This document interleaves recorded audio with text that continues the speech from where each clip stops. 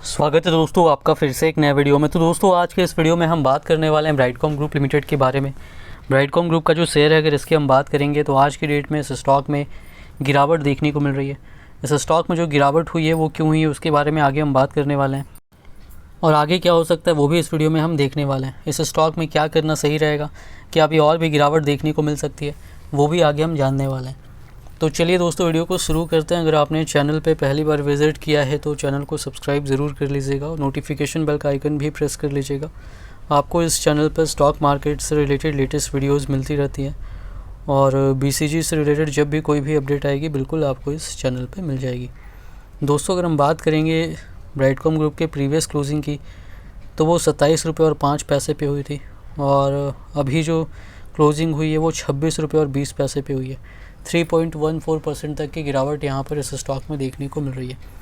अब अगर हम बात करेंगे ओपनिंग की, तो ओपनिंग 27 रुपये 15 पैसे पे हुई। उसके बाद इस स्टॉक ने 27 रुपये 55 पैसे तक का हाई बनाया, और फिर 25 रुपये 70 पैसे तक का लो भी यहाँ पर बनता हुआ नज़र आया, और क्लोजिंग जो है वो 26 रुपये 20 पैसे पे हुई है। तो देखिए आज की डेट में इस स्टॉक में जो है या तो अपर सर्किट ज़्यादातर लगता है, या फिर गिरावट होती है तो लोअर सर्किट लगता है। कल भी ऐसा नहीं हुआ, आज भी यहाँ पर ऐसा नहीं हुआ। नॉर्मल ट्रेडिंग यहाँ पर हुआ है, प्राइस फ्लक्चुएट हुआ और फिर यहाँ पर नॉर्मल ट्रेडिंग देखने को मिला है। अभी अगर हम आगे बात करेंगे इस स्टॉक में, तो देखिए अभी कल भी ऐसा ही हुआ था, तो हो सकता है आगे भी इसी तरीके से यहाँ पर देखने को मिले इस स्टॉक में। और यहाँ पर अगर हम चार्ट देखेंगे इसका, तो देखिए ये जो स्टॉक है दोस्तों, इसमें इसी तरीके से होता है, लगातार तेज़ी दिखती है, फिर लगातार लोअर सर्किट, फिर तेज़ी, फिर गिरावट, इसी तरीके से यहाँ पर देखने को मिलता है।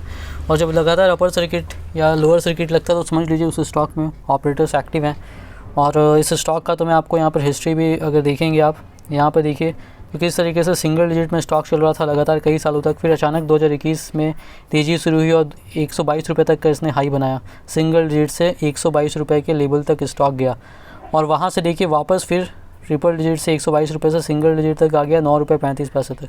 अभी यहाँ पर 2-2.5 महीने पहले यहाँ पर 9 रुपये 35 पैसे तक आया था, और फिर अभी वहाँ से तेज़ी देखने को मिली। 36 रुपये का लेवल भी स्टॉक ने पार किया था, फिर वहाँ से गिरावट देखने को मिली, फिर अप डाउन चल रहा है। 23 रुपये 75 पैसे तक गिरा था, वहाँ से अभी 26 रुपये 20 पैसे पे चल रहा है। तो देखिए अगर हम बात करेंगे इस स्टॉक की, तो यहाँ पर ये जो स्टॉक है, इस स्टॉक में 23 रुपये 75 पैसे तक अभी स्टॉक गिरा भी था, तो 23 रुपये इंपॉर्टेंट लेवल है। 23 रुपये का लेवल के ऊपर जब तक है तो यहाँ से वापस से बाउंस बैक आ सकता है, जिस तरीके से पहले भी आया था। अगर 23 रुपये का लेवल टूटता है तो फिर और भी गिरावट देखने को मिल सकती है, 19 रुपये तक फिर स्टॉक गिरता हुआ नज़र आ सकता है। तो यहाँ पर ये चीज़ें आपको ध्यान में रखनी है। और यहाँ पर जो है अभी जो जिस रेंज में चल रहा है 23 रुपये से 26 रुपये, ये काफ़ी इंपॉर्टेंट लेवल है। इस लेवल से भी स्टॉक वापस ऊपर जाता हुआ नज़र आया तो हो सकता है अचानक 20 से ही वापस ये स्टॉक चला जाए, यहाँ से तेज़ी शुरू हो जाए। ऑपरेटर्स एक्टिव, इसलिए कब क्या होगा ये कहना मुश्किल है, कब तेज़ी शुरू हो जाए, कब गिरावट शुरू हो जाए। और इस स्टॉक में ऐसा पहले से भी होता आया है यहाँ पर। और अगर हम बात करेंगे यहाँ पर इस स्टॉक की, तो देखिए यहाँ पर आज की डेट में जो वॉल्यूम हुआ है NSE पर 1,85,81,000 और 578 शेयर्स तक का हुआ है। और नॉर्मल ट्रेडिंग यहाँ पर चल रही है। 28 लाख से ज़्यादा शेयर्स का सेलिंग ऑर्डर है, 13 लाख से ज़्यादा शेयर्स तक का बाइंग ऑर्डर था। डिलीवरी परसेंटेज 48.43% है, यानी 51% से ज़्यादा यहाँ पर इंट्राडे हो रहा है, यानी ऑपरेटर्स एक्टिव में समझ सकते हैं आप। रोज़ाना ही यहाँ पर बहुत सारी क्वांटिटीज़ में लाखों की लार्ज लॉस देखने को मिल रही है जो ऑपरेटर्स यहाँ पर करते हैं। और यहाँ पर अगर हम बात करेंगे तो BSE पर जो वॉल्यूम हुआ है वो 40,53,923 शेयर्स तक का हुआ है, और जो डिलीवरी परसेंटेज BSE पर रहा है वो 48.71% तक का रहा है। तो टोटल वॉल्यूम अगर हम देखेंगे तो टोटल वॉल्यूम जो है वो 2 करोड़ और 36 लाख तक का आज की डेट में इस स्टॉक में हुआ है। अब अगर हम बात करेंगे यहाँ पर, तो देखिए इस स्टॉक में दोस्तों मैंने पहले ही बताया था कि ऑपरेटर्स एक्टिव हैं। जिस तरीके से प्राइस को ऊपर ले जाया गया फिर नीचे गिरा, और यहाँ पर जब से फॉरेंसिक ऑडिट SEBI की हुई है उसकी न्यूज़ आई तो फिर तो स्टॉक लगातार नीचे ही गिरता गया, और बीच में थोड़ी तेज़ी भी होती रही। लेकिन अभी इंटरिम ऑर्डर SEBI का आया जिसमें बहुत सारी नेगेटिव चीज़ें निकल करके आई हैं, शेयर होल्डिंग पैटर्न को लेकर के हो, जो कि बाद में कंपनी ने शेयर होल्डिंग पैटर्न नया जारी भी किया सही वाला, और इसमें पता भी चल गया कि कंपनी गलत शेयर होल्डिंग पैटर्न इतने क्वार्टर्स से रिलीज़ कर रही थी। तो ये सारी चीज़ें यहाँ पर निकल करके आ रही हैं कि पहले के क्वार्टर्स में कंपनी ने गलत शेयर होल्डिंग यहाँ पर शेयर किया था। इसके बाद यहाँ पर जो है अभी जो इम्पेयरमेंट चार्जेस है वो भी 868 करोड़ है, उसको लेकर के भी यहाँ पर जो है उसकी अकाउंटिंग को लेकर के भी सेबी ने सवाल खड़े किए हैं, तो उसका जवाब मांगा है। और भी कई सारे सब्सिडीज़ के अकाउंट्स को लेकर के, जिसके लिए टाइम भी दिया गया था 3 महीने का, वो भी पूरा हो चुका है 12 जुलाई को। तो अभी अब सेबी का जो फाइनल ऑर्डर आएगा या आगे जो भी अपडेट आएगी वो काफ़ी इंपॉर्टेंट होने वाला है।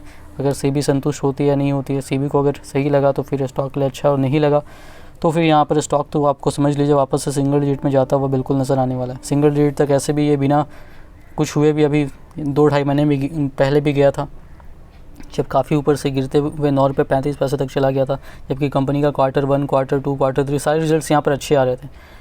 उसके बावजूद स्टॉक गिर ही रहा था। तो उस स्टॉक में उसी से समझ सकते हैं कि ऑपरेटर्स एक्टिव हैं, जो यहाँ पर रिजल्ट्स अच्छे आ गए, कंपनी का परफॉर्मेंस जो है अगर रिजल्ट्स के हिसाब से देखें तो इसका कोई भी असर यहाँ पर इस स्टॉक पर नहीं पड़ता है। तो जब तक यहाँ पर जो बात है वो ये है कि जब तक फॉरेंसिक ऑडिट की चीज़ें क्लियर नहीं होंगी, फाइनल रिपोर्ट यहाँ पर नहीं आ जाती हैं, जब तक ये चल रहा है तब तक स्टॉक में जो है यहाँ पर कोई भी व्यू आप लॉन्ग टर्म के हिसाब से नहीं बना सकते। और ये जो स्टॉक इसी तरीके से नीचे गिरेगा, फिर ऑपरेटर्स चढ़ाएंगे, थोड़ा फिर फंसेगा, और इस बीच में यहाँ पर रिटेलर्स फंस जाते हैं। जब अपर सर्किट लगता है तो फिर लोग बिना कुछ देखे शेयर को बाइंग करने चले जाते हैं, और फिर जब गिरावट होती है तो फिर फंसते हुए नज़र आते हैं।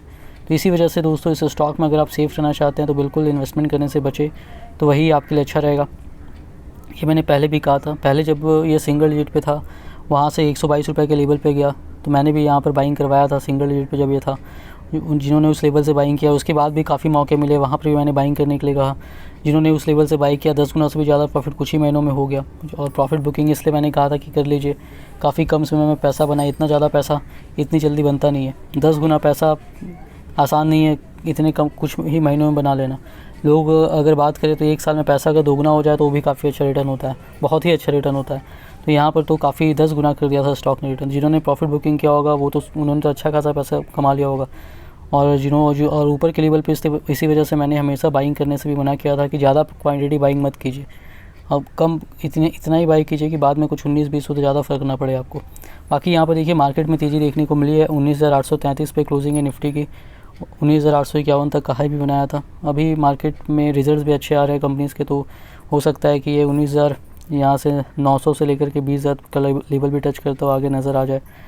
और यहाँ पर अगर हम बात करेंगे तो देखिए यहाँ पर बताया जो जा रहा है, despite the current high levels domestic investors have hardly lost confidence in the Indian economy, it is experiencing a broad based rally strengthened by increasing domestic macroeconomic data and sustained inflows from FIIs. Although there was some initial profit booking today, the market confidently recovered with buying observed in all major sectors except auto and IT. Additionally, the global market is providing comfort to the rally in anticipation of moderation in global inflation by says Vinod Nair. यहाँ पर देखिए इतना current level पे market जो है काफ़ी high level पे आ गया, फिर भी डोमेस्टिक इन्वेस्टर्स जो हैं उनका कॉन्फिडेंस बना हुआ इंडियन इकोनॉमी पे, और काफ़ी अच्छी रैली नज़र आ रही है क्योंकि डोमेस्टिक मैक्रो इकोनॉमिक डेटा काफ़ी अच्छा है और FIIs भी लगातार यहाँ पर पैसा लगा रहे हैं, और कुछ प्रॉफिट बुकिंग भी होती हुई नज़र आ रही है। लेकिन यहाँ पर जो है बाइंग काफ़ी सारे सेक्टर्स में देखने को मिल रही है, और ग्लोबल मार्केट भी जो है यहाँ पर वो भी वहाँ से भी सभी चीज़ें सही नज़र आ रही हैं। और यहाँ पर अगर हम बात करेंगे तो अब इंटरेस्ट रेट काफ़ी इंपॉर्टेंट होने वाला है। फेड की मीटिंग में अगर इंटरेस्ट रेट पॉज होता रहता है तो फिर मार्केट के लिए और भी पॉजिटिव होने वाला है, और भी ऊपर जाता हुआ नज़र आएगा। अगर इंटरेस्ट रेट बढ़ता है तो फिर वो नेगेटिव हो सकता है, तो ये चीज़ें यहाँ पर ध्यान में रखना है। बाकी इस स्टॉक में देखिए, इस स्टॉक के बारे में अगर कहें तो सेफ रहना चाहते तो इस स्टॉक में इन्वेस्टमेंट करने से बचे जब तक चीज़ें क्लियर नहीं होती है। इन्वेस्टमेंट करने के पहले अपना रिसर्च जरूर कीजिएगा। वीडियो पसंद आई तो वीडियो को लाइक कीजिएगा। चैनल पर पहली बार विजिट किया तो चैनल को सब्सक्राइब ज़रूर कर लीजिएगा।